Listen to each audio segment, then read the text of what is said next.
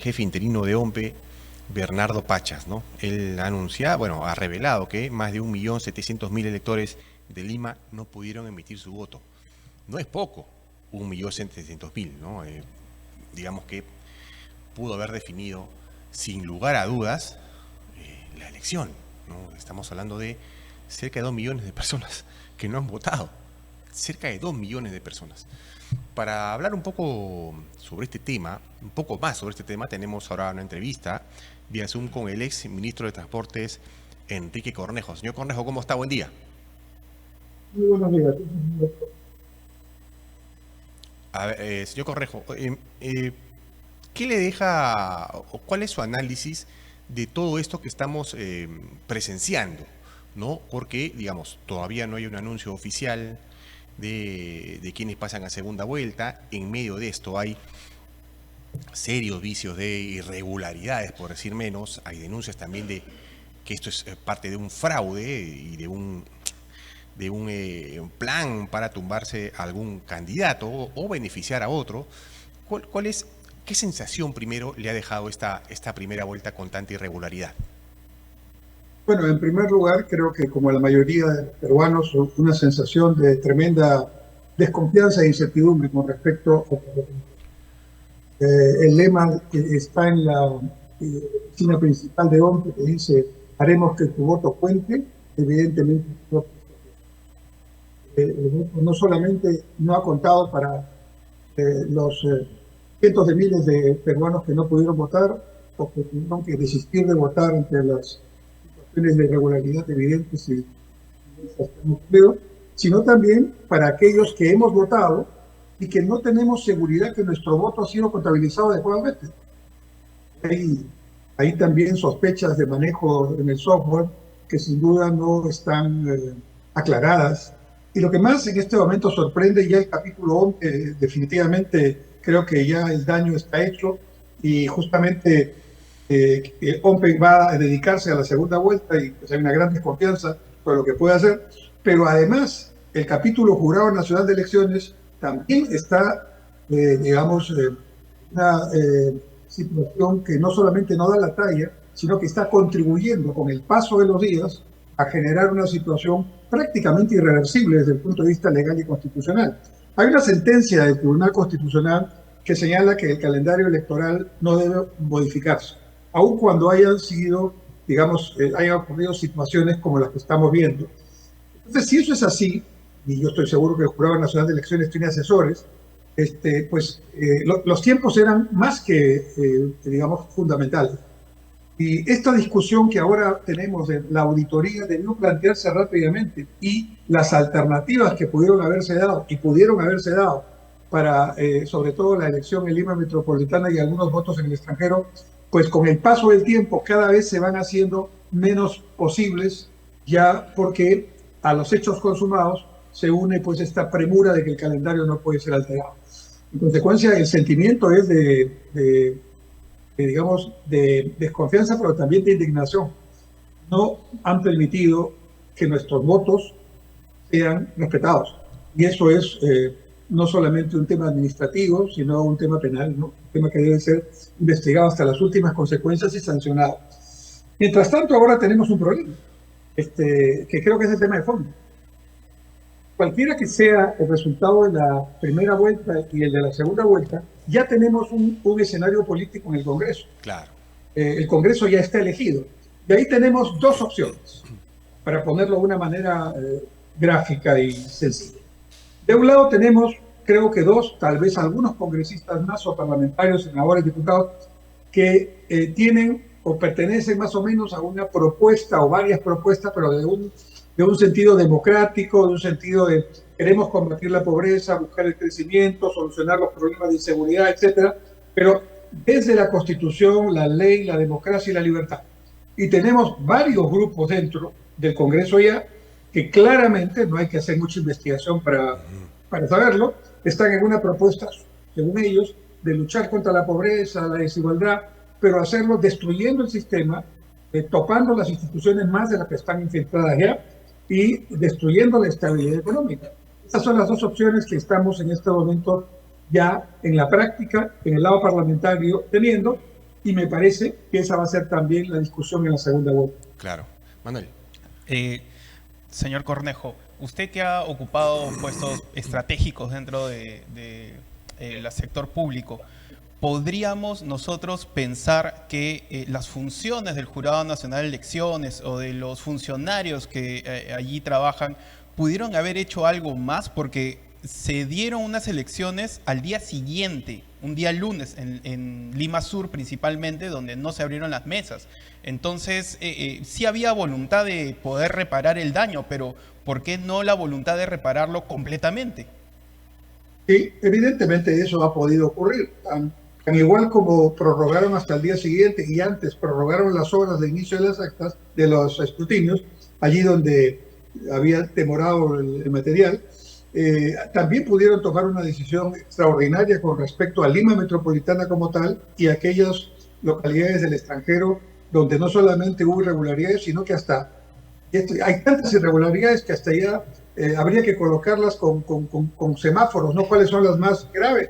Porque enviar actas de capacitación con partidos simulados, evidentemente no es un error cualquiera, ¿no? Son personas que están ahí con cierto sentido común, supongo yo. Y entonces eso es lo que llama la suspicacia.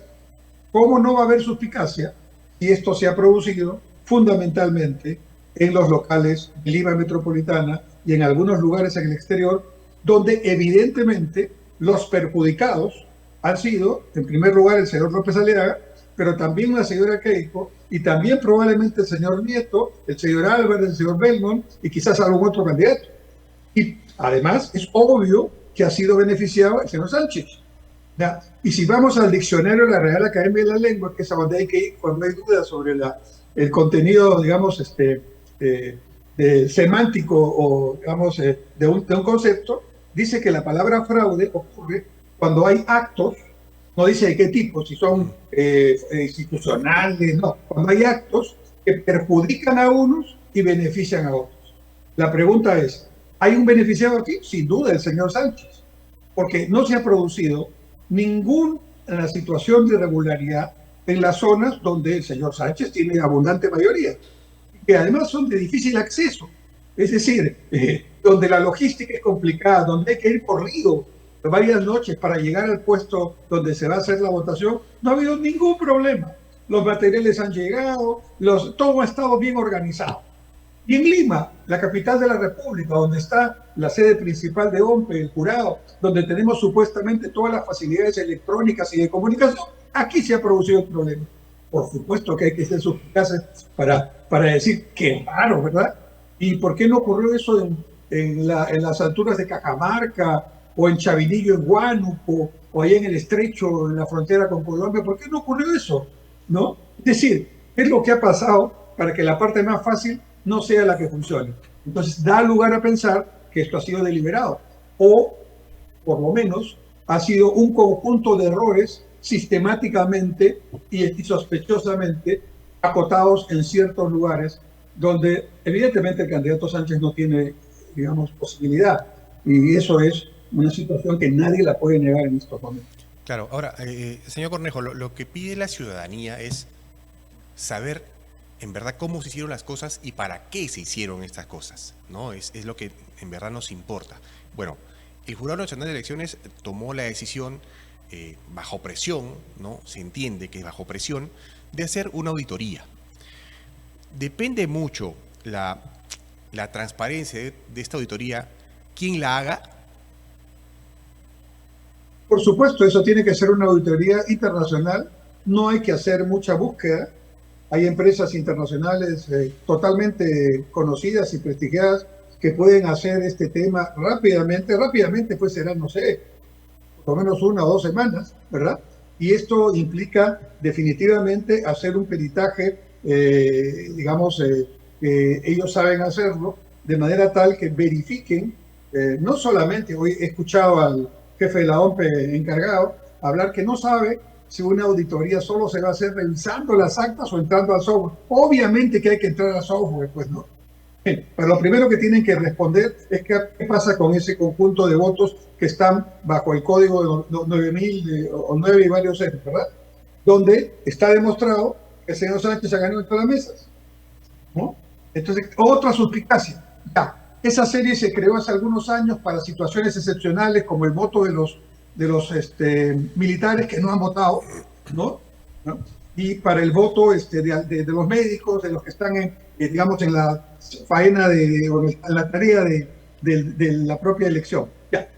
Pero con el tiempo, son ya creo que 2.000 actas que están bajo esa situación. Y en esas ha ganado el señor Sánchez. Entonces, más suspicacia todavía.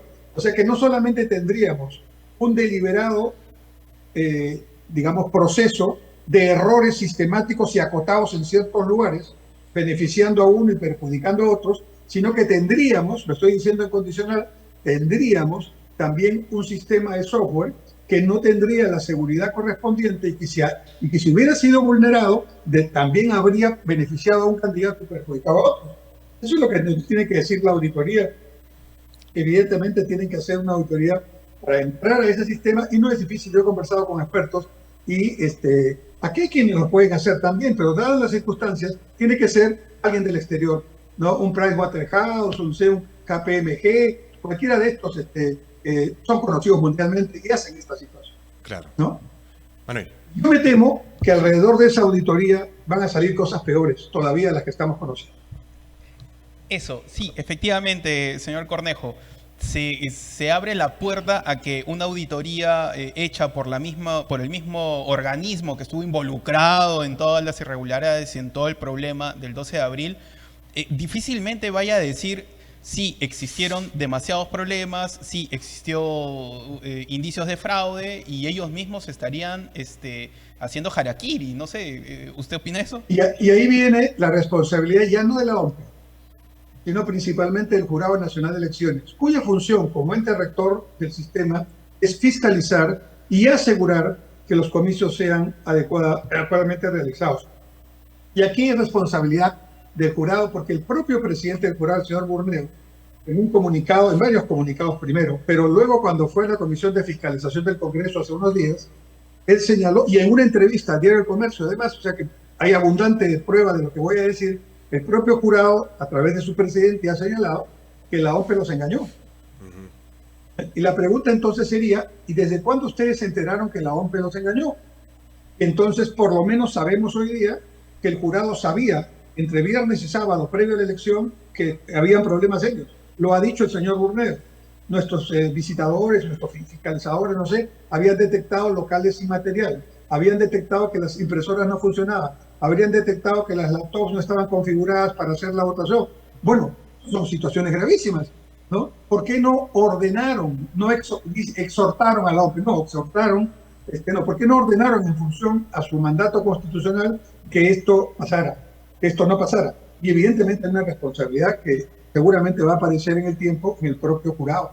Ahora, el tema de fondo, ¿cuál es? Si esto fue un conjunto de errores lamentables, pero graves, gravísimos, de gente que tenía más de un año para preparar esta elección, de gente que tenía experiencia en otros procesos, de gente que había sido cuestionada en 2021 por circunstancias parecidas pero no probadas.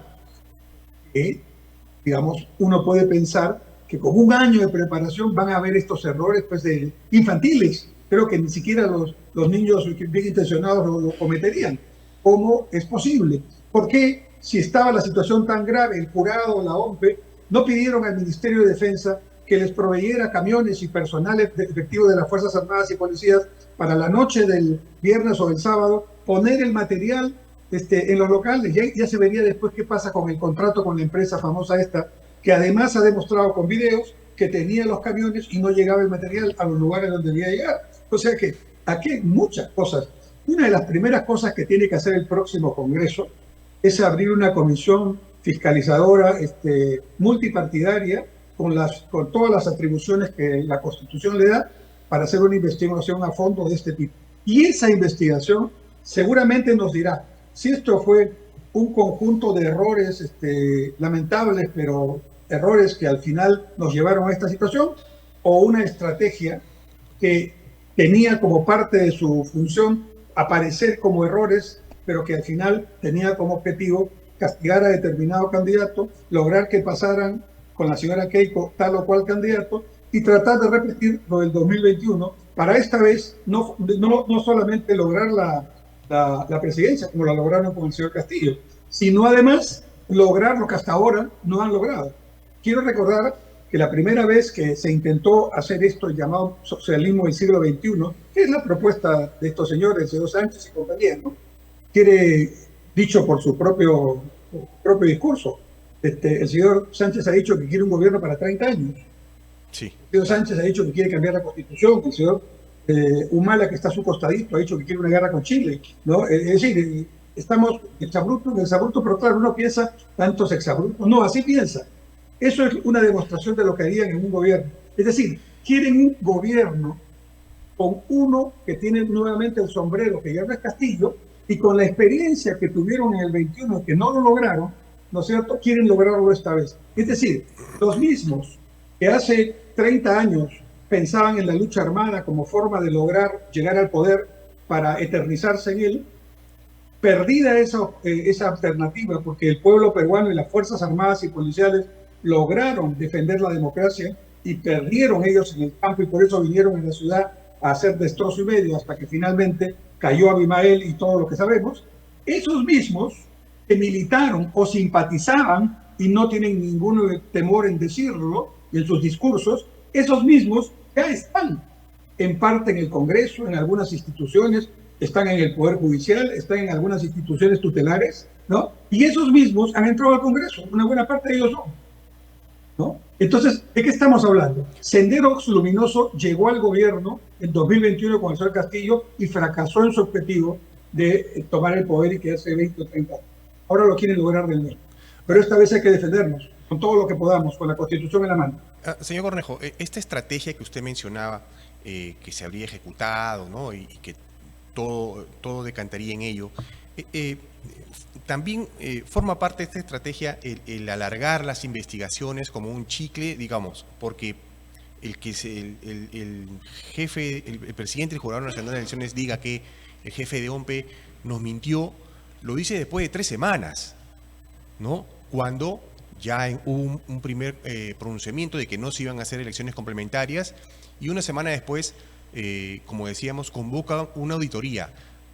Es parte de esta estrategia alargar el tema para llegar a un punto en el que se diga, miren, ¿saben qué? Sí, han ocurrido cosas raras, pero hay un cronograma y tenemos que acelerar y tenemos que cumplir y vamos a segunda vuelta así como estamos. En teoría de los hechos consumados, y vamos a hacerlo así porque lo otro sería impensable, en fin. Yo creo que sí. Es más, esto no ha empezado con la elección. Esto empezó antes. Cuando el señor Burneo, en una conferencia de prensa, señaló que no iba a haber votos virtuales que estaban pensados para la Fuerza Armada y para los peruanos en el exterior, empezaron mis sospechas. Porque vamos a hacer números. ¿Cuántos han votado en el extranjero? Más o menos 300.000, un poco más, ¿no? ¿Y cuántos pueden votar en el extranjero? Peruanos, más de 1 millón. ¿Qué pasa en el extranjero? Los peruanos no están en una ciudad donde está el consulado, están en diversas ciudades. Y para votar, ellos tienen que trasladarse al lugar del consulado. Y en el extranjero eso cuesta caro, a veces no se puede hacer porque dejan de trabajar. Entonces, no poner el voto virtual para los peruanos en el exterior es condenar a 500.000 o 600.000 peruanos que podrían votar virtualmente donde estén y no teniendo que ir al lugar físico del consulado. Esto es muy conocido. Yo no sé cómo los congresistas representantes de los peruanos en el exterior no saltaron y reclamaron apenas cuando se dio esta noticia. Pero al mismo tiempo, al no haber el voto virtual, ¿no es cierto?, también hicieron que 200.000 efectivos de las Fuerzas Armadas no votaran. Entonces tenemos 300.000 mínimamente por allá, 200.000 por acá, van 500.000. Le agregamos los 540.000 que el propio jurado dice que no han votado por las irregularidades, ya tenemos por lo menos 1.100.000 en esta situación. ¿Es o no una situación que amerita hacer algo extraordinario? Por supuesto que sí. Y no lo ha hecho el jurado desde un principio, ¿no? Entonces esto ha venido más o menos, en mi opinión, por todos los hechos que tenemos, ha habido de alguna manera pensando. No sé si con la exactitud de lo que ha pasado, pero sí con el ánimo de generar alguna circunstancia que no es precisamente la que el pueblo, cuando ha ido a votar, cuando hemos ido a votar, pues queremos, ¿no? Claro, Manuel. Señor Cornejo, entonces, ya de cara a la segunda vuelta, ¿qué expectativa nos debería de dar saber de que tenemos a las mismas autoridades prácticamente para que puedan velar por los comicios próximos. No, yo creo que es fundamental, hay que insistir en eso, hay que presionar para eso, desde todos los ángulos democráticos que tenemos y ciudadanos, para que la auditoría internacional se haga antes de la segunda vuelta. Me parece que eso es fundamental, ¿cierto? Lo segundo, creo que hay que asegurar esta vez, obligando al jurado a cumplir su misión, que no la ha cumplido en la primera, a asegurar que todos los elementos que generaron esta situación que lamentamos en la primera vuelta no se vayan a dar. El señor encargado de la OMP ha dicho, vamos a hacer que los errores sean mínimos. No debe haber error, no debe haber error. Tienen que tener backup para todas las posibilidades, todas son situaciones que se pueden solucionar cuando uno tiene voluntad. El señor jefe de la OMP, entiendo, que habría ido a dormir el día anterior cuando sabía que había irregularidades. Eso no pasa, pues si yo tengo un problema de esa naturaleza en mi tarea, que es fundamental y que me dice la Constitución, que la única tarea que tengo, pues no duermo ese día y aseguro que los paquetes con los votos y con todo el material esté en cada local. ¿Es posible? Claro que es posible. Ha habido por lo menos negligencia y sospecho que lo que ha habido es una intención deliberada de generar este caos. Señor Cornejo, la última. Hace unas semanas, unos días, dada la investigación que se le abrió y los allanamientos a su vivienda, Corbeto dimitió al cargo, renunció bajo esta presión. ¿Usted cree que el presidente del Jurado Nacional de Elecciones, con todo lo que hemos escuchado, que sabía de que le habían mentido y que las cosas no estaban llevándose de forma correcta, y tenían esta información días antes, también debería dar un paso al costado? Yo creo que, dadas las circunstancias, y como decimos, estamos a lo largo ya del partido, esa sería una situación que debería darse, pero posteriormente, ¿no es cierto? Yo creo que una investigación va a llevar también o a la destitución o a la renuncia del señor presidente del jurado y también de sus consejeros, porque esto ha sido una cuestión colegiada, ¿no? Y además, ojo, el señor de la OMP renunció cuando la Junta Nacional de Justicia le puso un requerimiento el día anterior donde le decía cuáles son los nombres y las nacionalidades de los asesores extranjeros que ha usted tenido. Y eso ha salido por ahí, ¿no? ¿De dónde eran estos señores? ¿Eran ingleses? ¿Eran franceses? ¿Eran cubanos? ¿Eran venezolanos? La OMP ha dicho nada más que no han existido asesores extranjeros. Pues no parece, es una respuesta muy contundente, ¿no? Claro. Un tema que también la investigación tiene que entrar a fondo, porque, claro, tenemos derecho a sospechar que ha habido alguna influencia para ralentizar este proceso, para hacerlo caótico, tipo Venezuela, ¿no? Y lograr, pues, que los electores se harten. Yo me acuerdo que cuando vino este famoso fraude en Venezuela, venían algunas filmaciones de que hacían los propios venezolanos con sus celulares, ¿no? Y me decían, aquí estamos 4 horas y no se ha abierto la mesa, ¿no? Y cuando pasaba eso, yo me acordaba de esos videos, y ustedes los pueden tener seguramente en archivo, y pongan esos videos y los ponen con los de Perú, son igualitos, ¿no?